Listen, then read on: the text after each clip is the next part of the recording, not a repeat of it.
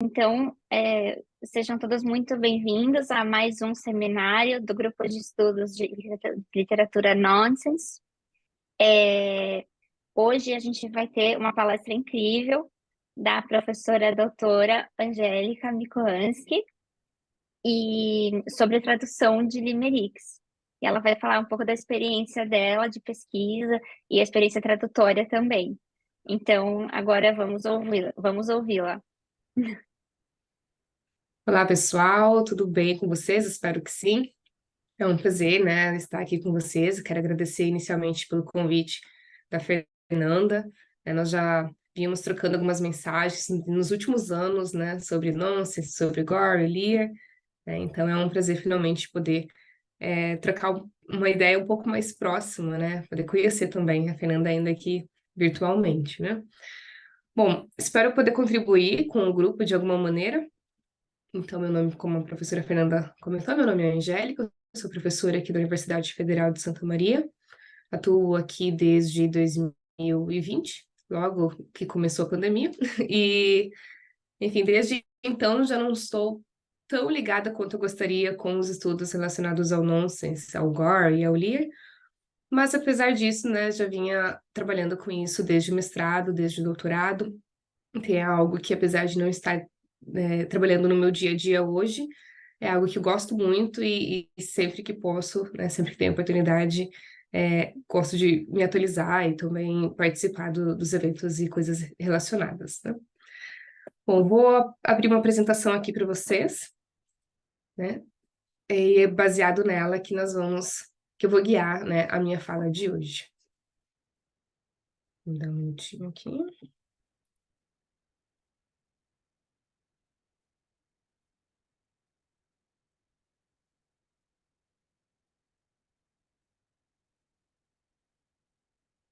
Só para confirmar, estou compartilhando a tela inteira? Não, né?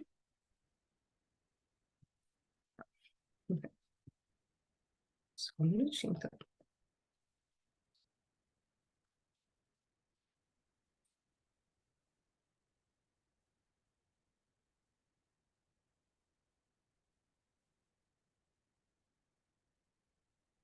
Acho que agora vai. Agora tá, Fernanda? A tela toda? Ai, que bom.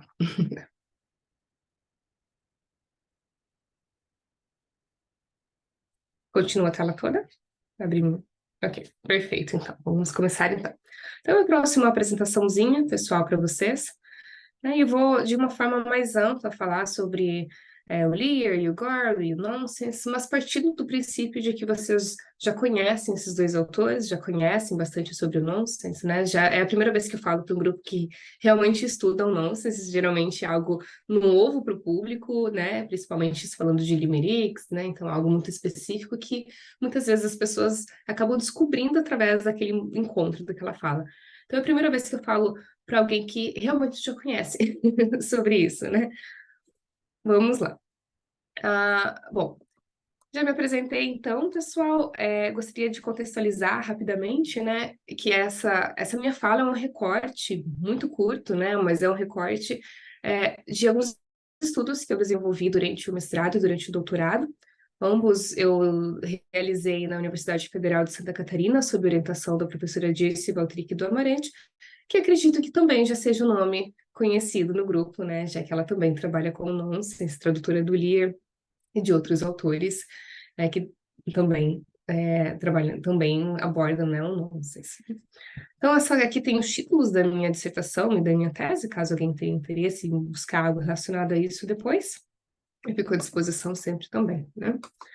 Bom, uh, durante aqui, então, muito brevemente, para falar um pouquinho sobre os autores, né? Então, o Edward Lear e o Gore, né, que como eu falei, acredito que vocês já conheçam, né? Mas apesar disso, eu acho que é interessante trazer muito brevemente esses autores, para caso, né, alguém ainda não conheça, saber de onde que a gente parte, né? E também porque, né, como eu diria Paulo Visioli, quando ele fala sobre os estudos da tradução, que uma das condições para você conhecer um texto, e ele, claro, fala da perspectiva da tradução, mas ele nos diz que para poder ir a fundo num texto, a gente precisa saber algo a respeito da vida do autor desse texto, né? O meio, o ambiente em que ele escreve, as intenções, né? E sem esse cuidado, no caso do tradutor, né? Ele poderia falhar na reprodução das técnicas que caracterizam o autor. E como a gente está aqui falando de nonsense e de limerick, estamos também falando de técnicas, né? Então, rapidamente, o Lear, né, que é o aqui da imagem da direita, ok? Ele é um autor inglês da era vitoriana, também foi ilustrador, inclusive a ilustração foi o meio pelo qual ele ganhou o pão, né? Ganhou a vida durante se mantinha, né, se sustentava, inclusive, curiosidade aqui, deu aula para a Rainha Vitória, né, de ilustração. E o Lear escreveu seus primeiros poemas cômicos quando o nonsense ainda não era o nonsense, quando o nonsense ainda não tinha esse nome, não era considerado como um gênero literário, porque a crítica, né, como sabemos, vem depois dos escritos, né? Mas ele escreve, então, um livro titulado Book of Nonsense, né? Publicado primeiramente sob um pseudônimo, né? Posteriormente ele assume a autoria, que tem muitos limericks, mas não apenas, nós encontramos também outros gêneros, como abecedários, a culinária, a botânica, nonsense, né? Bom, e o Edward Gore, né, na imagem aqui da esquerda, os dois que vem que escreve, né, em um contexto completamente diferente. Então, o Gore é um autor norte-americano, né? Nasceu em 1925, morreu muito recentemente, considero, agora em 2000, esses dias, né? Para quem já tem mais de 30 anos, claro. Né? Ele frequentou o Instituto de Artes de Chicago, né? Por um semestre, estudou literatura francesa em Harvard. Ele escreveu mais de 100 obras ilustradas por ele mesmo, mas além de escritor, ele também foi ilustrador, né? Então começa aqui uma semelhança, além do nome, uma outra semelhança entre os autores, ambos ilustradores, e ambos se sustentavam através de suas ilustrações, né? Tanto que o Gore é mais conhecido pelas suas ilustrações do que pelas suas obras, até então, pelo menos, né? Bom, na fala de hoje, eu faço um recorte, então, né, dos dois autores, trazendo um olhar sobre os limericks que eles escreveram. Então, a gente se limita aqui hoje a esse gênero literário, né? E os limericks do Edward Gorey, né, que eu trago aqui, são presentes na obra The Listening Attic, né, que foi primeiramente publicada em 1954, numa versão pequena. Infelizmente não tenho essa edição aqui, né, mas nós conseguimos também encontrar na nas coletâneas que o Gorey tem, que é Amphigoria, Amphigoria 2, Amphigoria Also, Amphigoria Again, né? Então, esse daqui é Amphigoria, a primeira, né? E é dali que eu tiro, né, essa obra, né? Bom, e o Edward Lear, então, nós vamos trabalhar com o poema dele, com o limerick dele, que está presente em A Book of Nonsense, e que também nós encontramos traduzido para o português através dessa obra aqui, né? Viagem numa Peneira, do Edward Lear, que foi traduzida pela Joyce. E eu não posso falar muito mal dela, porque ela era minha orientadora. Mas, brincadeira à parte, né? Nós vamos ainda trazer um olhar para as traduções dela, né? Trazer alguns comentários sobre as traduções e as escolhas tradutórias dela, né? Brincadeira, gente, eu não dou muito bem com a Joyce, tá? Essa aqui. Bom, falando sobre o nonsense, eu destaquei algumas palavras-chave que, né, tiro de duas obras principais, que é da Miriam Ávila, que é professora na UFMG, e do Bill Hicks, que é um teórico, né, um pouco mais antigo. Mas eu trago aqui, de forma bem sucinta, algumas palavras que eu considero importantes, assim, para representar o nonsense, né, e elas são liberdade de produção, imprevisibilidade, uso ambíguo da linguagem, porém não metafórico, já destaco aqui, né? Tensão não resolvida, presença e ausência de sentido, forma e conteúdo, palavra e realidade, distanciamento. Então, essas são algumas palavras que me vêm à mente, né, quando eu penso no nonsense, né? E aqui, vocês vão notar que eu vou trazer o Lear, mas na verdade a minha ênfase acaba sendo muito mais no Gore, que é, na verdade, quem foi o meu objeto de estudo, né, com mais ênfase, ok?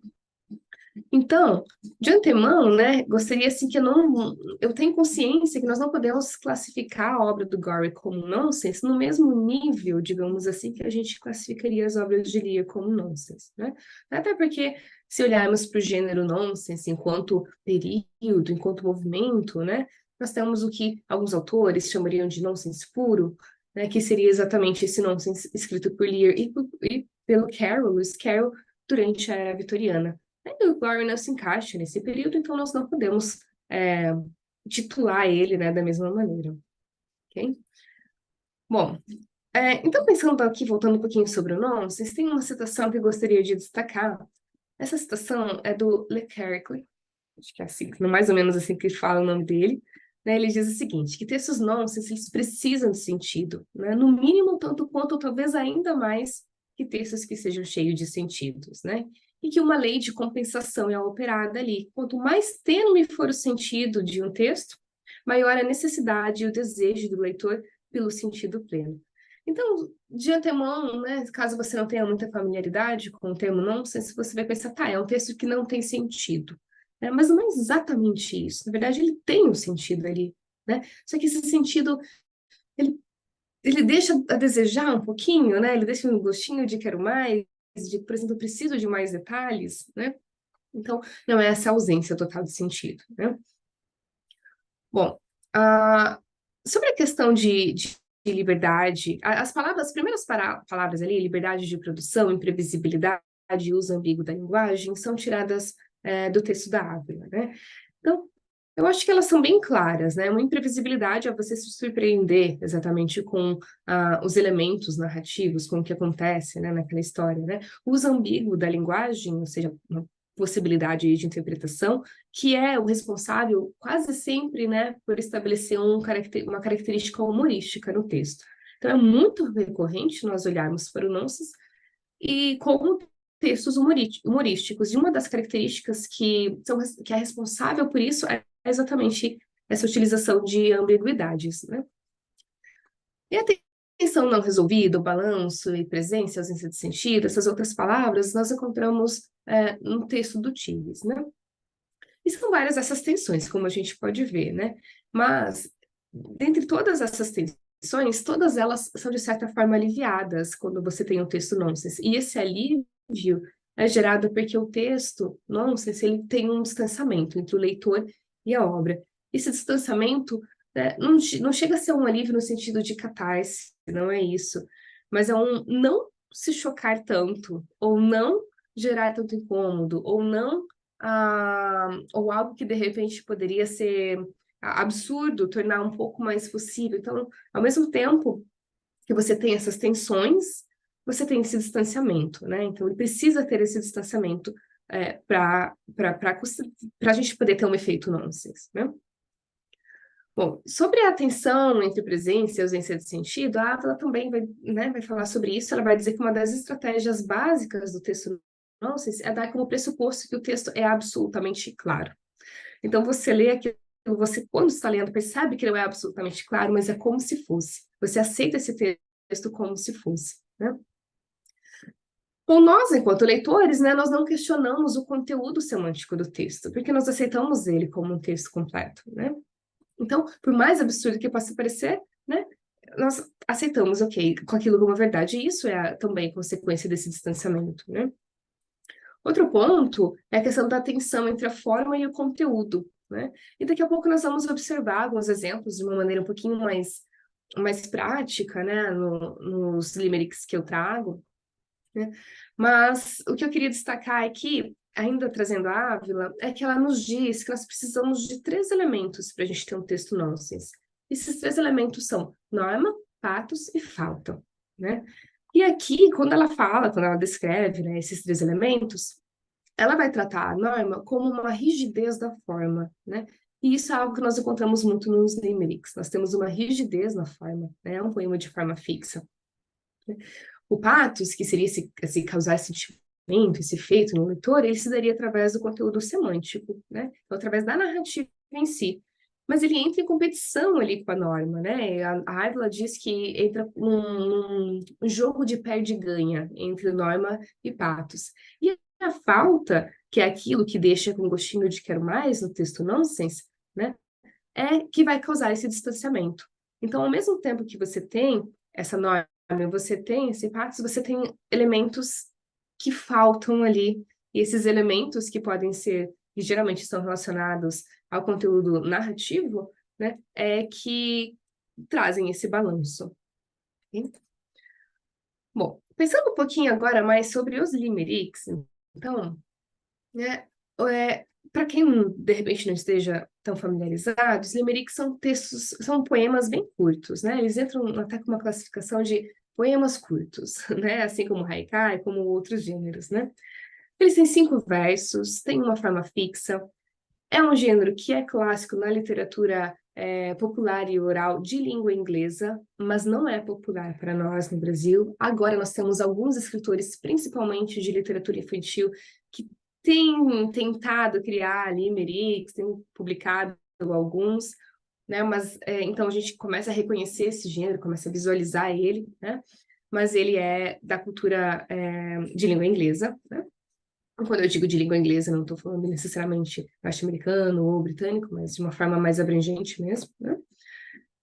Bom, no Brasil, né, como eu falei, a gente tem alguns ecos desses limericks aqui, principalmente na literatura infantil, mas nós também já tivemos outros autores que trouxeram limericks anteriormente, como Susan Andrade, a Clarice Lispector, Matoso, né? Eles brincaram com o gênero, né? Na literatura infantil, acho que 2 nomes bem representativos seriam a Tatiane Belink e o César Obeid, né? E para a gente falar de um limerick, então, né, nós temos essa descrição muito sucinta aqui na tela, que é da forma. Então, você tem 5 versos, o terceiro e o quarto podem estar na mesma linha, podem estar, não quer dizer que estão, né?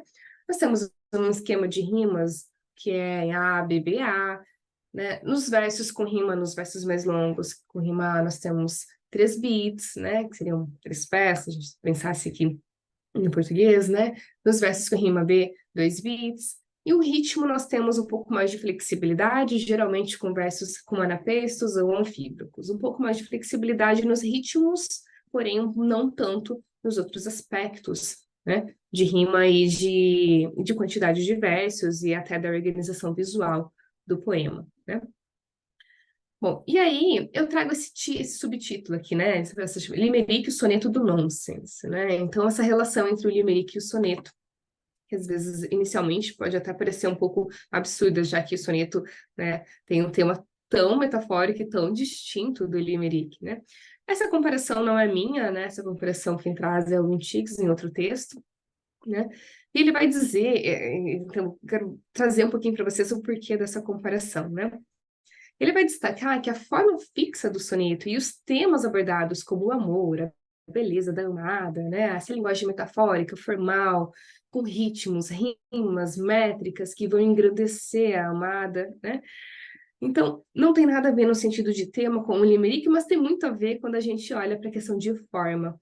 Porque também no limerick, nós vamos ter rimas e métricas, né, que são fixas, que têm o intuito de estarem ali, né, e que escancaram não a beleza da amada, mas imperfeições físicas, comportamentais, às vezes emocionais. Então, nós temos versos tão fixos quanto os do soneto, que tem como temas uma recorrência, né, mas de trabalhar a imperfeição em vez da perfeição, né?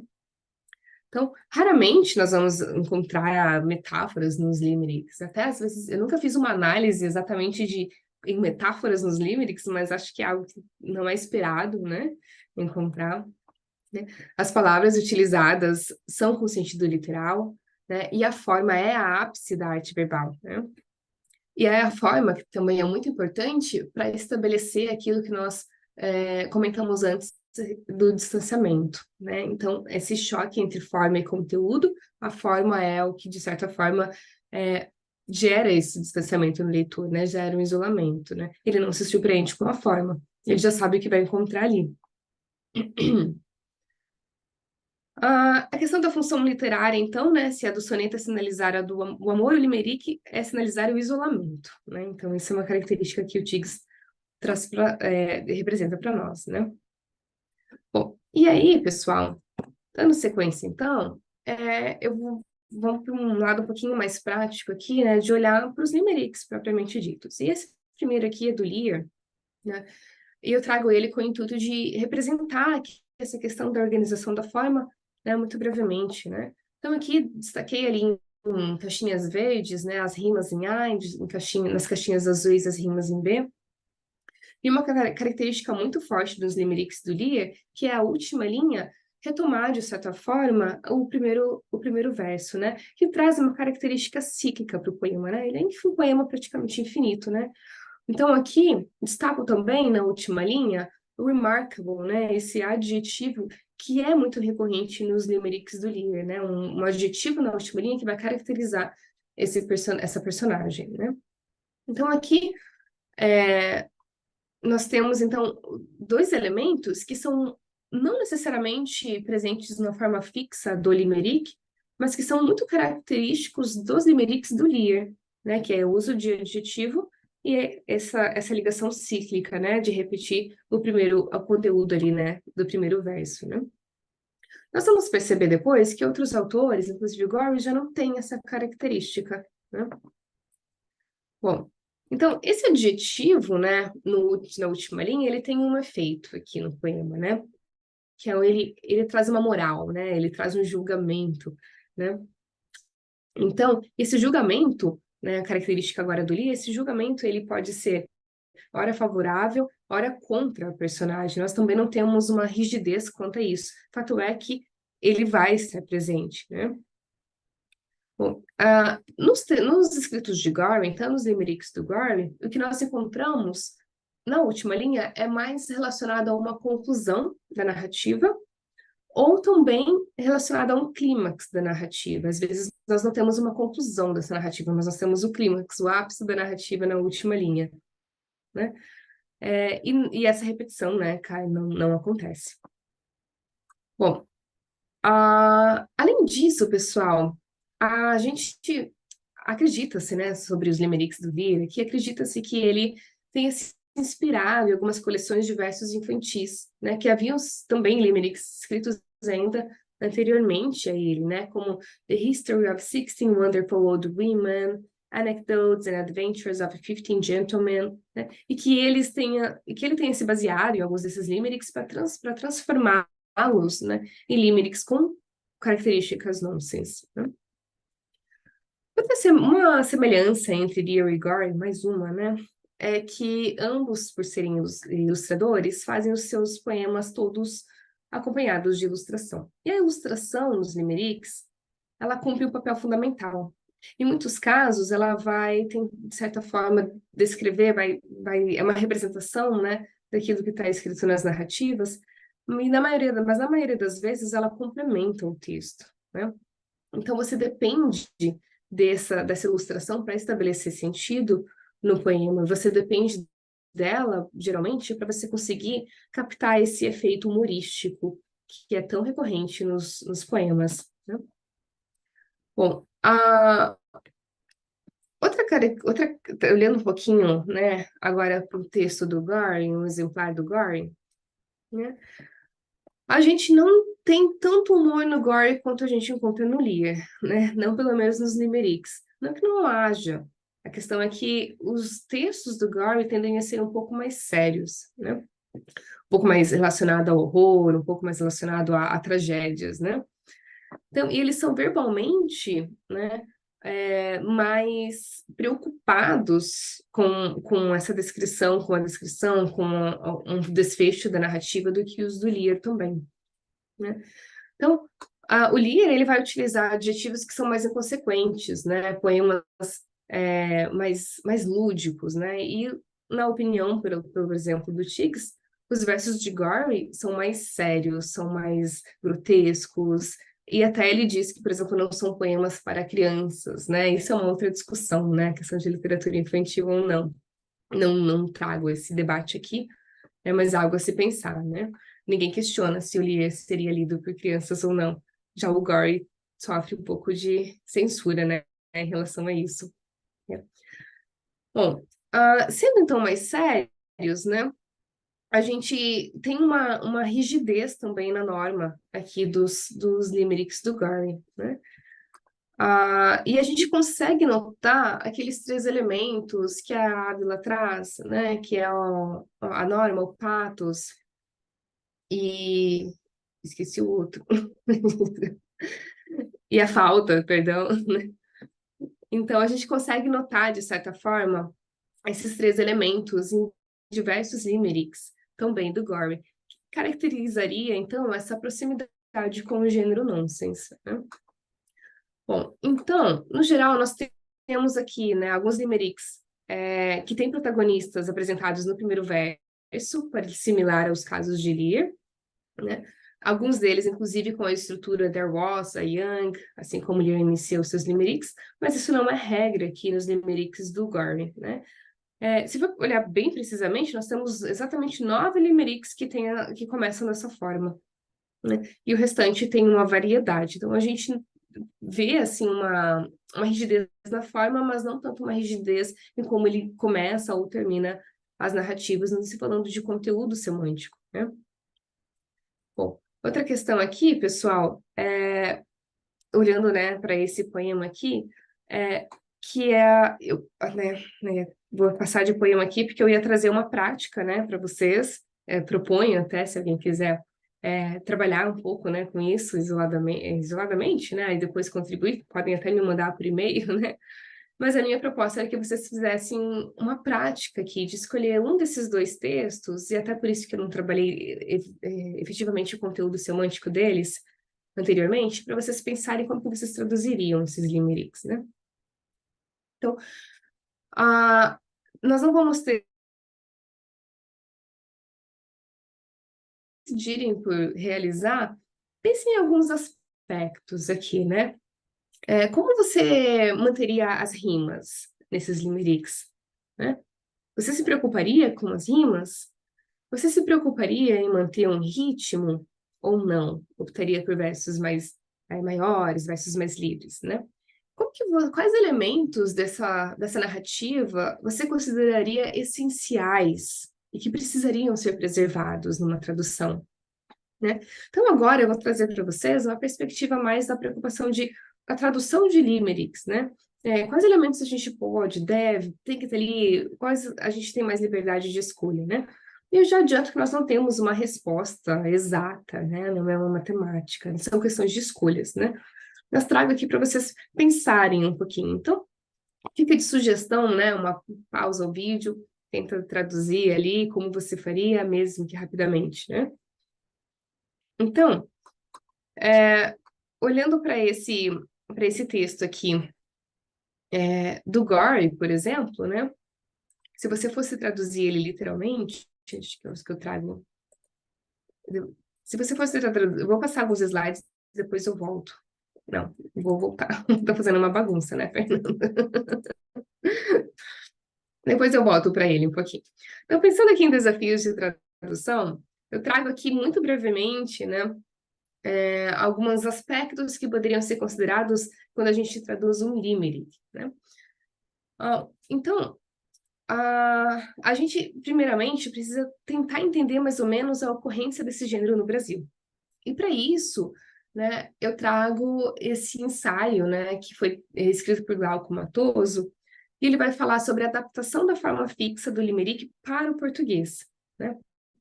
O título desse ensaio é O Limerick e o Limeirick, que seria uma sugestão de tradução, né, para a palavra limerick, inspirado, né,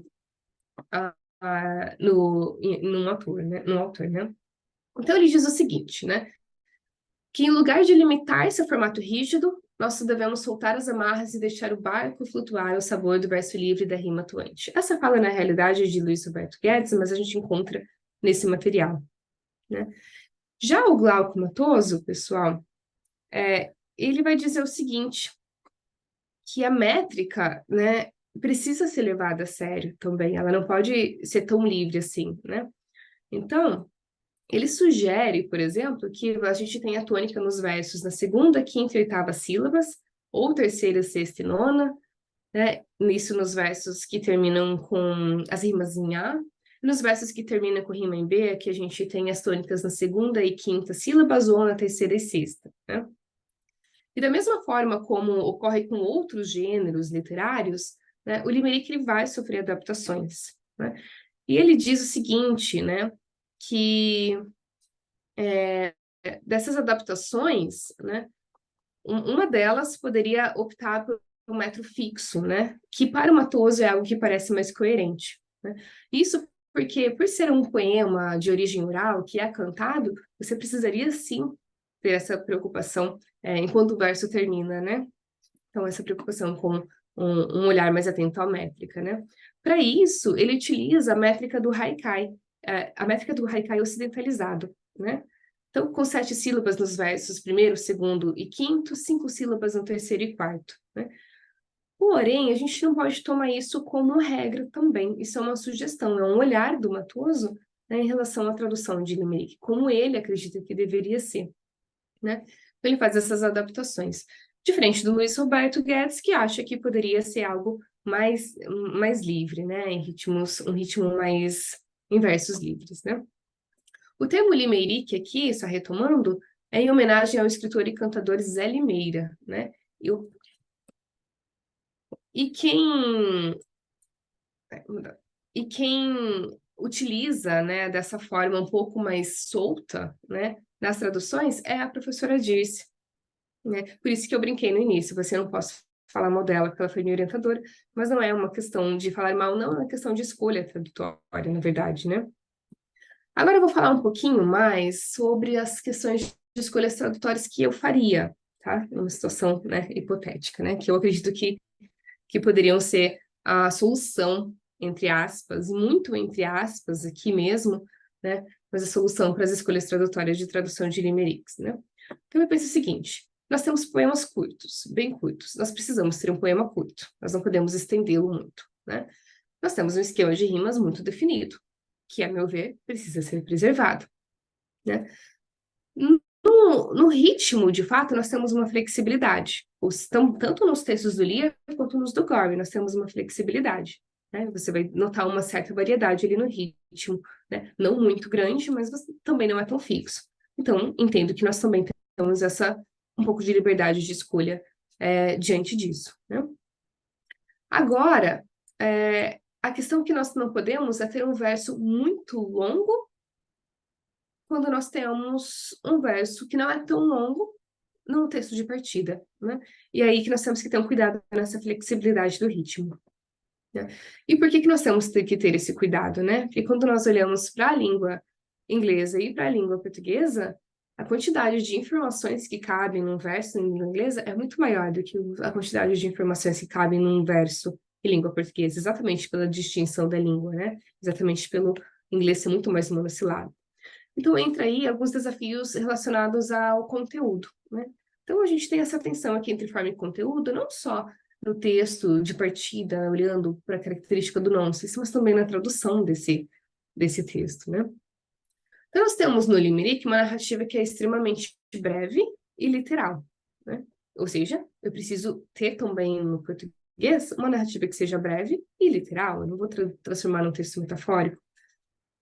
O texto não verbal, a gente no início tem a impressão de que ele vem para facilitar, mas nem tanto, porque ele também nos dá uma responsabilidade, né? Você não pode fugir muito daquele tema. Então, se você decide, por exemplo, eu vou recriar um pouco aqui o texto, né? Vou abrir mão de algumas informações de conteúdo semântico para poder, né, manter essa forma fixa. Mas a sua liberdade é um pouco limitada, exatamente por causa do texto não verbal que acompanha esse limerick. Por quê? Porque ele faz parte do texto, né? Ele complementa aquela informação, ele adiciona informação. Você olha para aquele texto como uma unidade. Ele é texto verbal e texto não verbal. Então, você tem que levar em consideração o não verbal também, né? Outra característica, então, como eu falei, é a questão do inglês ser muito mais monossilábico. Então, você começa a ter alguns desafios que começam a dificultar mesmo a vida do tradutor, né? Bom, quando a gente olha para o livro, né, The Listening Ethic, né, e olha para aquele limerick que eu trouxe anteriormente, né, você vê, por exemplo, que nós temos ações das personagens que não são tão evidentes, né? Mas que nós temos uma intenção da personagem por trás. Então, nós precisamos, é uma característica que nós precisamos preservar aqui no nosso texto de chegada, né? Então, em resumo, o tradutor de Limerick ele vai ter essa dificuldade, né? Esse desafio de articular a forma poética e a narrativa breve e literal, né? Dando um pouquinho de continuidade, eu, né, volto lá para o texto do Lear e para a tradução da Dirce agora, né? Trago a tradução da Dirce. Eu gostaria, né, destaco novamente aqui as rimas, né? Não dou ênfase muito para o ritmo, né? Mas para as rimas, né? E olhando a tradução dela, vou ler a tradução, né? Havia um velho com um nariz que falou: Ei, se você me diz que meu nariz é avantajado, saiba que está enganado. Esse notável velho com o nariz. Então, o que a Dirce faz aqui? Ela dá uma grande atenção para o conteúdo semântico, né? Ela consegue recriar esse aspecto semântico. Ela consegue recriar, inclusive, o adjetivo na última linha, né? Remarkable, que ela traduz por notável, que é uma característica muito importante para o Lear. Se a gente tira esse adjetivo nos textos do Lear, a gente tem uma perda semântica muito grande para a tradução. É porque é um elemento caracterizador, uma técnica caracterizadora desse autor, né? A mesma coisa que ela preserva nesse texto é a repetição do nariz no primeiro e no último verso, que torna o poema cíclico, né? Então, se ela abre mão disso, novamente, ela tem uma perda muito grande para poder transmitir para o leitor brasileiro as técnicas utilizadas pelo Lear, né? O que ela abre mão aqui é desses versos serem mais curtos, né? Aqui é talvez até nem tanto, mas em outras traduções nós vamos notar que ela tem versos que são bem longos, então ela não tem essa preocupação com o tamanho do verso, com métrica ou com ritmo, né? Ela, né, utiliza os versos livres. Okay? Como diria o Guedes, né, ela deixa o barco flutuar no verso livre para poder manter esse conteúdo semântico. Então, eu trago agora uma citação do Mário Laranjeira, pensando sobre a questão de tradução de poesia, né?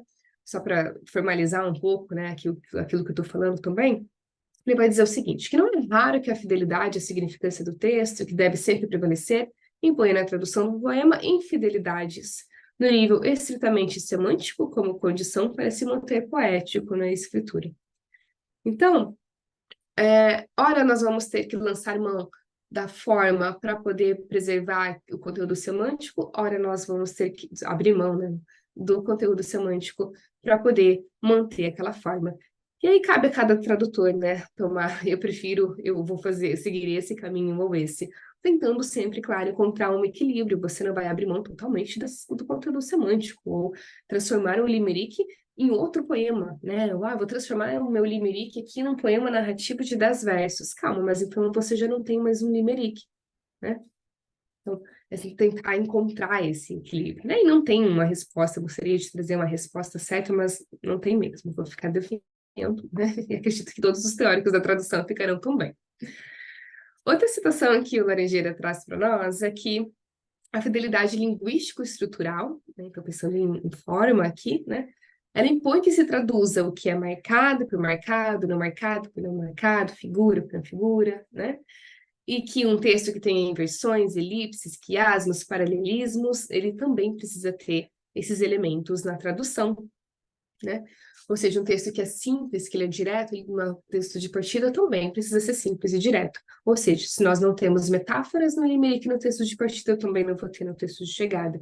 Se eu tenho um texto que é direto, que tem, de repente, um diálogo, eu preciso manter esses elementos também. Como fazer isso? Depende. Sempre vai ser possível? Talvez não, né? Dando continuidade, então, eu trago agora uma possibilidade, né, de tradução para um outro limerick do Gore, né? Eu vou daqui a pouco voltar naquele primeiro, que eu até considerei adiantar, mas decidi deixar na ordem aqui mesmo. Então, aqui eu trago um exemplo de um outro limerick dele, né? Então, esse limerick, se você fosse parafrasear esse poema, né, fazer uma tradução mais literal, sem levar em consideração qualquer aspecto de ritmo, né, ou sonoro, né, você saberia que nós temos aqui um jovem que ele foi notado, né, chamou a atenção de outras pessoas, exatamente porque ele saiu com um casaco que era tão grosso que causou um estranhamento, né? Então, aqui nós temos um diálogo, né? A protagonista responde essas personagens, né? Ela diz que podem zombar dele, que ele não vai tirar o casaco, porque estava horrivelmente inchado, né? Então, aqui, parafraseando, né, a tradução seria mais ou menos essa narrativa, essa situação. Agora, se você olhar para alguns exemplos aqui de palavras, por exemplo, horrivelmente, como que eu coloco horrivelmente num verso? Né, como que eu encaixo essa palavra que é tão longa, esse advérbio que é tão longo, dentro de um verso, sem tomar praticamente todo o espaço que eu tenho de conteúdo semântico, né? Então, são aspectos assim que nós precisamos pensar numa recriação. E aí, é claro que essa é só uma possibilidade de tradução, né? Até quando eu propus a prática, seria exatamente para vocês pensarem em outras possibilidades, de repente a gente fazer uma troca nesse sentido, né? Mas aqui a minha proposta seria, ó, um jovem, conforme notado, saía bem encasacado. Vocês podem rir, não vou me despir, debaixo eu estou todo inchado. Né? Então, qual era a minha preocupação quando eu propus isso, né? Era deixar versos curtos, que é uma característica do limerick, manter o esquema de rimas, que é inquestionavelmente insubstituível, eu acredito, nos limericks, né? Deixar algumas tônicas, né, marcadas dentro dos versos, não necessariamente seguindo o ritmo tão severamente, mas deixar, né, 3 tônicas nos versos longos, 2 nos versos curtos, então que vai dar um ritmo para essa poesia, né? Eu destaco aqui em negrito, tá sublinhado para conseguir visualizar melhor, né? Coincidentemente, acaba que nós conseguimos aqui uma métrica um pouquinho mais regular, né? Mas para isso eu precisei abrir mão de algumas coisas, né? Então, vamos reconhecer as perdas aqui, né? Então, eu abro mão de alguns aspectos do conteúdo semântico, né? Eu recrio a ideia geral da narrativa, a gente ainda tem um jovem que sai com casaco, né? Mas a gente tem algumas perdas até no efeito de humor que essa poesia, que esse poema geraria, né? E, por exemplo, a gente não tem uma descrição tão evidente do casaco quanto nós temos no texto de partida, né? O horrivelmente ali, o horribly, não deu, né?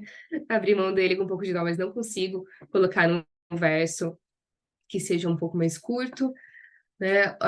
Outro detalhe, por exemplo, até o termo scoff, né? Que seria zombar, que é muito mais intenso do que rir, né? Então eu tenho uma perda semântica, né? De interpretação aqui, porque apesar de eu ter o rido, já não é mais o mesmo efeito, né? De zombar, né? Apesar disso, né? O se despir também, né? No texto de partida nós temos take it off, que é tirar, literalmente tirar o casaco.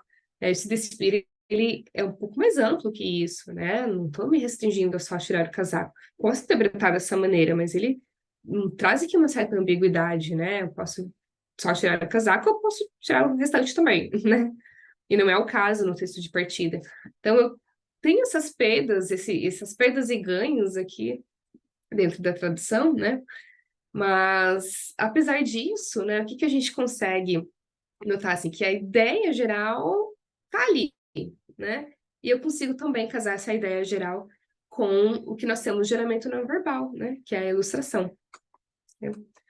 Então, aqui, eu tenho que cuidar um pouco para também não perder o efeito humorístico. Esse é um limerick humorístico do Gorey. Nem todos são, mas este é.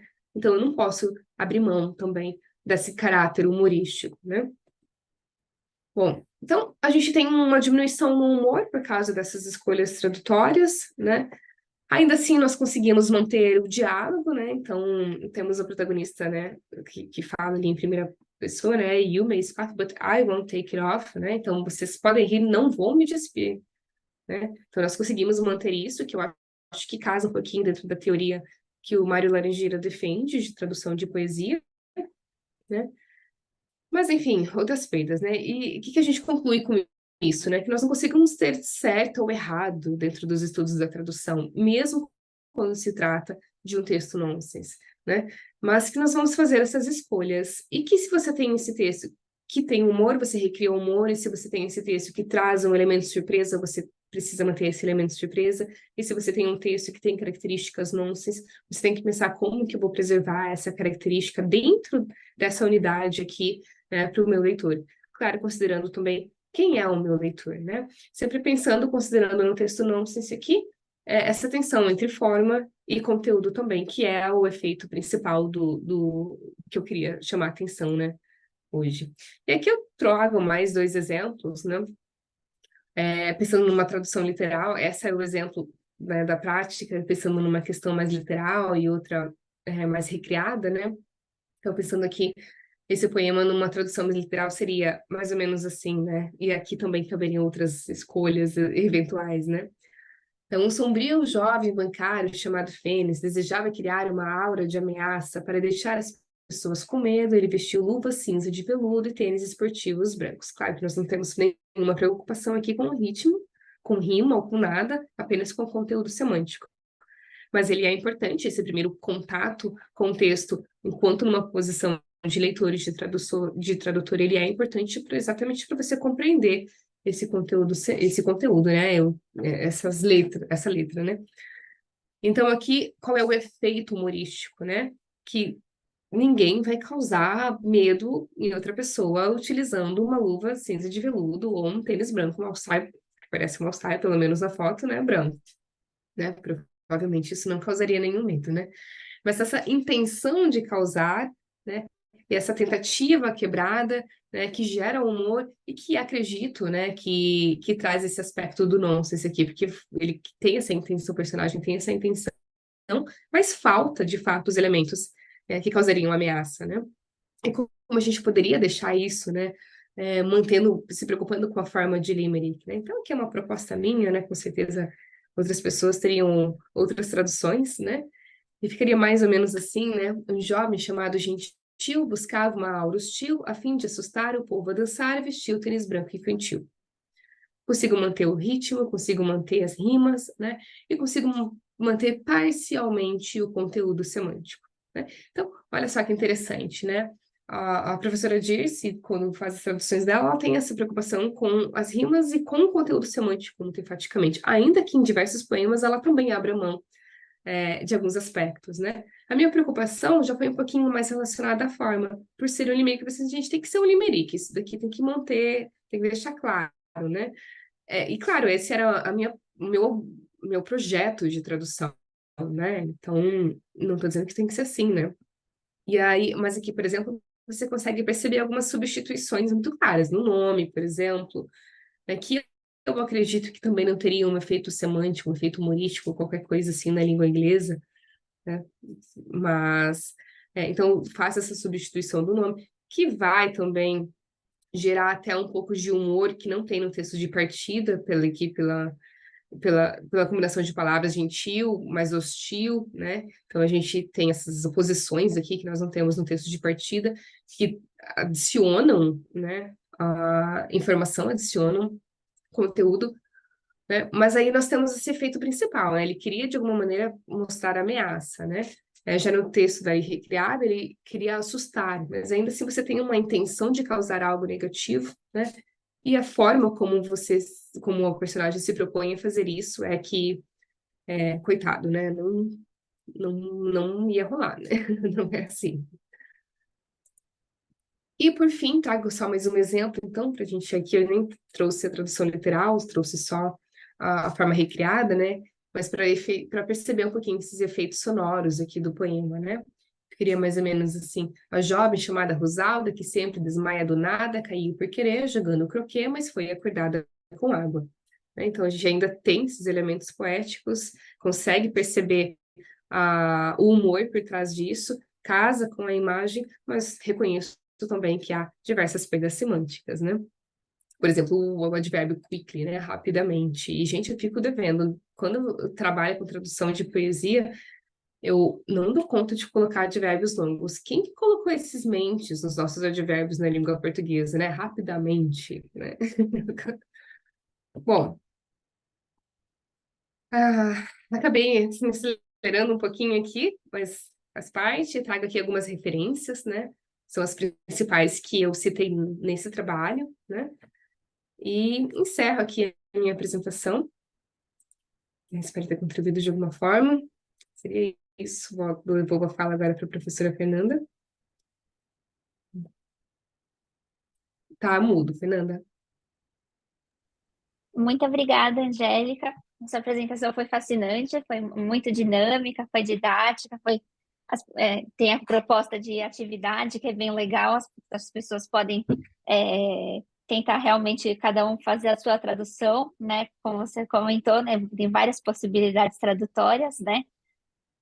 Mas uma coisa que eu acho interessante a gente talvez conversar um pouquinho é assim como que essa produção do século XIX, né, ela continuou no século XX e afetou, né, as vanguardas e depois o século XXI. Você acha que tem algum herdeiro disso, né, dessa produção do Carroll e do Lear, ou mesmo dessa produção do Gore no século XX, né? Alguém que continua depois do Gore essa produção? Como que você vê isso, essa dinâmica?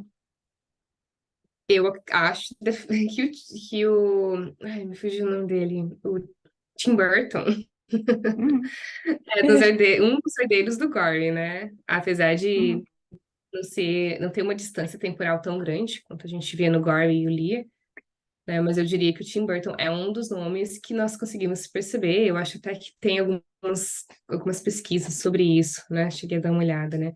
uhum. A gente lembra sempre do Tim Burton relacionado ao cinema, mas ele tem um livro também de poemas curtos, né? Também temas parecidos aqui relacionados à morte, né? E eu acho que a gente vê, mas eu acho que seria anterior ainda ao Gore, aquela no cinema, né? Mas também tem obra publicada, é uma obra, Desventuras em Séries, né? Agora eu não sei dizer qual é a data de publicação, não sei se você sabe. Agora eu não vou lembrar a data, mas realmente essa série das desventuras, ela também tem essa questão do humor e do um pouco do nonsense, né? Assim, as coisas que acontecem com as crianças, né? Desde o começo que as crianças são deixadas sozinhas e aí fica aquela coisa de elas têm que lidar com aquilo e todas as intercorrências entre as crianças e as pessoas que se aproximam, né, para ajudar ou não ajudar as crianças, né? Então, acho que é bem realmente uma série muito interessante que talvez valesse a pena essa série ser estudada por esse viés, né? Por esse ângulo né? Eu acho que eu É, acabo pensando, associando muito nonsense, embora eu tenha plena consciência de que uma coisa não quer dizer que seja outra, é, mas acho que até por ter trabalhado com gore e ter olhado um pouco essa perspectiva do gótico, né, do horror, algo mais horripilante, mas nem tanto exatamente porque a gente tem esse distanciamento, né? Então, eu acho que essa literatura gótica que é escrita para criança, né, e para adolescente, geralmente traz o nonsense como um aspecto de distanciamento, exatamente para não chocar tanto quanto uma literatura gótica de assassinato ou de um Poe, um Edgar Allan Poe, né, é, que é. tem muito mais seriedade e escancara muito mais aquilo, as cenas, os crimes, a morte, né? Então, eu acho que o nonsense vem nessa literatura infantil de horror como um efeito suavizador, digamos assim, né? Exatamente porque gera Sim. esse distanciamento. E acho que também, considerando a época de surgimento, né, dessa obra do Lear e mesmo do Carroll, né, a gente tem essa presença da morte na vida das pessoas e na vida das crianças. Então, é interessante como, assim, na época era muito mais, assim, não tinha esse distanciamento, né, da morte que a gente tem hoje em dia, né, que as pessoas falecem no hospital, tem todo um cuidado, tem toda uma certa censura da morte, né? Que a gente não vê o que está acontecendo. E na época da era vitoriana era um período que estava tudo muito misturado, né? Então, Claro, as crianças são mini adultos, né? é, Tem acesso a. é, Né? É ali que começa a surgir, na realidade, essa preocupação com a infância, né? Esse é, cuidado, olha, vamos olhar para a criança, né? Ela não é um mini é, adulto, ela é. está em Tal- formação, né? talvez isso não seja adequado para criança, né? Talvez isso não seja. Eu acho que a gente, É, a partir daí, vai para um extremo de uhum, censura, sim. que acredito que talvez estejamos começando a encontrar um equilíbrio. eu acho que eu concordo com você. Eu acho que agora a gente está conseguindo fazer uma coisa mais equilibrada e mais assim saudável mesmo, né?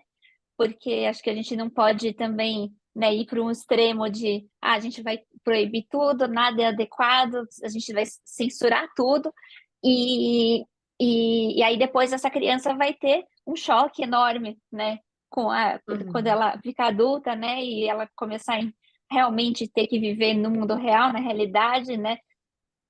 Então, acho que isso é uma coisa que a gente tem que aproveitar esse momento e essa literatura, essa arte, para como um momento de ensino, né? Um momento de, aos poucos, ir introduzindo a criança a esses momentos, e que são momentos naturais, né? Que são momentos que faz parte da vida, né? A morte faz parte da vida, Exatamente. e, e se a gente, né, acaba sempre censurando e colocando esse peso, né, na morte que ela não precisa ter necessariamente, né? E acho que a arte talvez possa ajudar com isso, né?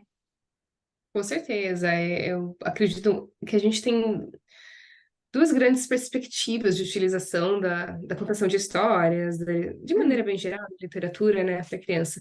Uma perspectiva é bem pedagógica, que é realmente usar Uhum. para ensinar, né? E a outra perspectiva é aprender descobrir o mundo, né, através da literatura, né? E eu não acho que uma tem que ser abolida ou outra, mas eu acho que as duas É, precisam ser levadas em consideração. A gente também não pode olhar para a literatura infantil e ver ela como uma forma de eu transmitir tudo que eu quero que a criança aprenda. Eu quero que minha filha aprenda tal coisa. Então, um livro para isso. é, E limitar isso. Mas exatamente é, expor a criança a questão do imaginário, até livros não ilustrados que permitam que ela crie, né? é. Ou Então, mesmo como você falou, é, cinema, né? Outras artes, né? também. Exatamente. Então, assim, até outro dia estava conversando com um colega sobre isso, a gente estava pensando, ai, o Paul para crianças, né? Que é uma coisa que eu assim, meu É. Deus, o Paul para crianças, como assim? Assim, gente, tá todo mundo assistindo Wandinha. Então, assim, eu assisti Familhadas quando era criança. E tudo bem, né? É legal, exatamente, porque você tem. Vê aquilo como fantasia, né? A Sim. criança é capaz de enxergar aquilo como fantasia também, né? Então a Uhum. gente subestima, exatamente porque a criança, por isso que eu digo, vai para aquele extremo, né? Ah, a criança até então era um mini adulto, participava de tudo, via o pessoal sendo enforcado na praça, né? E É, aí a gente vai para o outro extremo, que assim, ah, nossa, não pode falar sobre isso com a criança, né? é, Morrer por uma estrelinha. é, Será? Será que é só é, isso? A criança é tão limitada assim, né? é. E eu acho que também essas obras, elas são uma forma da gente tentar, depois, né, que a gente não é mais criança, que a gente não está mais nessa infância, a gente retomar essa infância da linguagem e a gente tentar reaver e recuperar mesmo esse contato e esse jeito de entender as coisas da infância, né?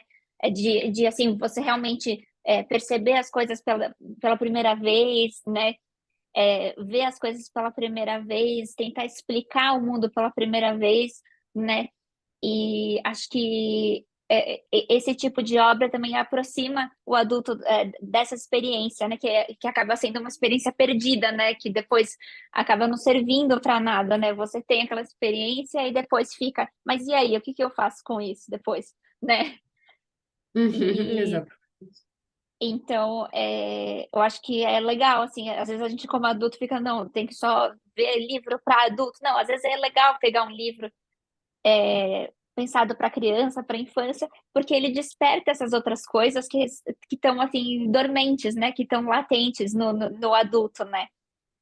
Exatamente, né? E assim, a gente também precisa da fantasia, né? Até para aliviar a tensão É, do dia, né? é, Também. E eu acho que a e literatura, tanto o cinema também, mas a literatura pensando mais nas obras infantis, assim, e se tem uma coisa que elas, na maioria delas, têm e que é prazerosa de ler, não o humor propriamente dito, mas o divertido, né? Elas tendem a sim, ser divertidas, elas te fazem rir de alguma maneira, seja porque há um elemento humorístico, seja porque você vê por trás ali aquela inocência e aquilo também te faz rir, né? sim, sim, com certeza. E Eu acho que é triste que a gente depois, né, nesse mundo do trabalho, das coisas que a gente tem que produzir, entregar, tal, acaba perdendo tudo isso, né? Mas acho que é sempre importante a gente tentar lembrar e tentar recuperar um pedacinho, né, de tudo como se fosse a primeira vez, assim, eu vou, né, Uhum. aquela história do lago, né, vou me banhar pela primeira vez como se fosse a primeira vez, né, eu não vou ser a mesma e a água também não vai ser a mesma, né? Então, E não é, é, né, Fernanda, na verdade, né? é, Se a gente é, não é. é. Então, que a gente fica sempre, perde essa noção, né? Outro dia eu estava vendo um vídeo de uns anos atrás que eu gravei e que, nossa, eu achava que não fazia tanto tempo, que eu não tinha mudado tanto.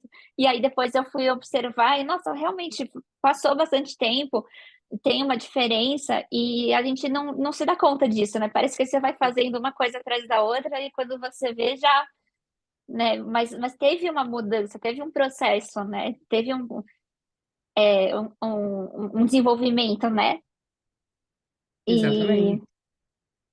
acho que é importante a gente não deixar para lá essa questão do processo, né? Senão fica só o resultado, né? E, Claro, não, concordo plenamente contigo, né? Olhar para o né? processo, né? Mas só tenho a agradecer imensamente a você e a sua disponibilidade de estar aqui presente com a gente. E, e quem sabe talvez a gente possa fazer alguma coisa de novo no futuro.